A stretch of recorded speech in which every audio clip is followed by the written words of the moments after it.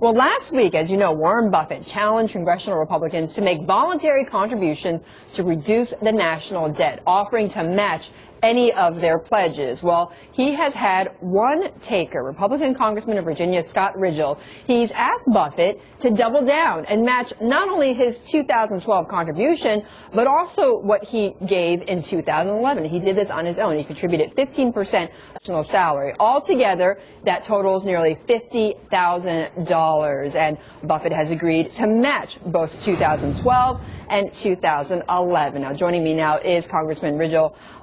Congressman, thank you so much for joining me. And I read through the letters between you and Mr. Buffett, and you know he was, as we were talking about just a moment ago, quite personally enthusiastic about what you have done. And were you surprised by that response?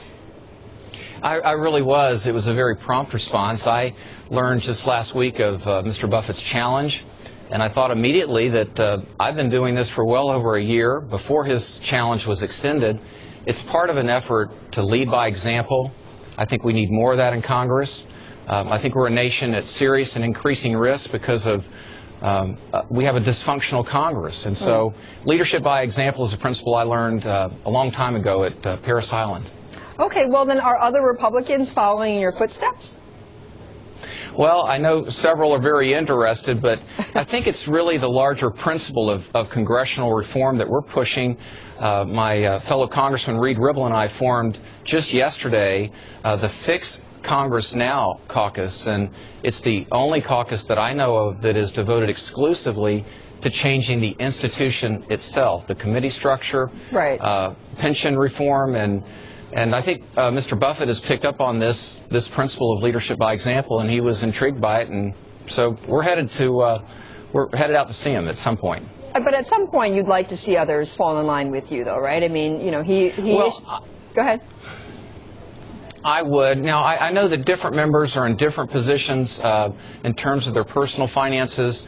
I do think we can all agree upon the fact that the congressional benefits generally are too generous. And 403B program, for example, a full 5% match, which is like a 401k, very difficult to find that in the private sector. Right. And my first bill that I introduced was the Lead by Example Act, which would have tied that contribution to reducing the deficit. Right. That is a very... I need more members to sign up for that. Right. And as you point out that is a very generous match, very generous retirement program for lawmakers. Let me just point out one quote that I picked out from the letter that Warren Buffett sent you. And what he was saying is, you know, that congressional Republicans and Democrats should get together and they should be able to fix this problem. And he also said, quote, we also very likely agree that spending must drop to 20 to 21% of GDP, along with revenue increasing to 18 to 19%. You agree with that?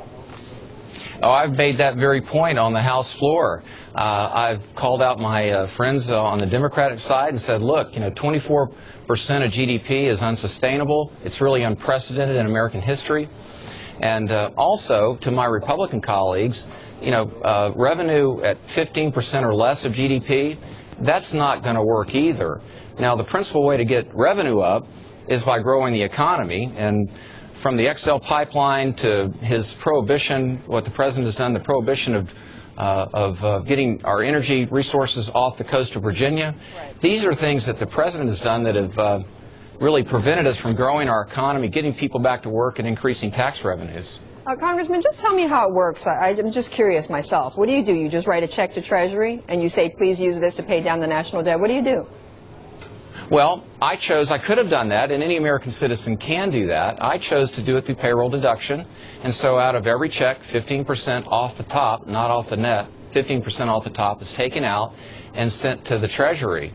Now, money's fungible. We know that. I'm a 30-year businessman, so whether it's deficit reduction or just closing the gap in our current deficit, it's hard to say. But that's the point, because others have said, look, I would write a check, but I don't know if I write the check where that money is going to go. How do you know it's really going to be used to pay down the debt?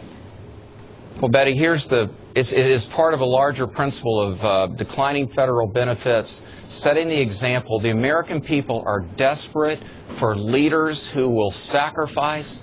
We are a nation at risk, and I am ready to match any effort that my Democrat friends or my Republican friends will make in this effort to change the institution that is threatening the foundation of our country. Wait, so I hope other leaders will rise up and... Okay, so correct me if I'm wrong. You are now matching? You want to match others then? Is that what I'm hearing?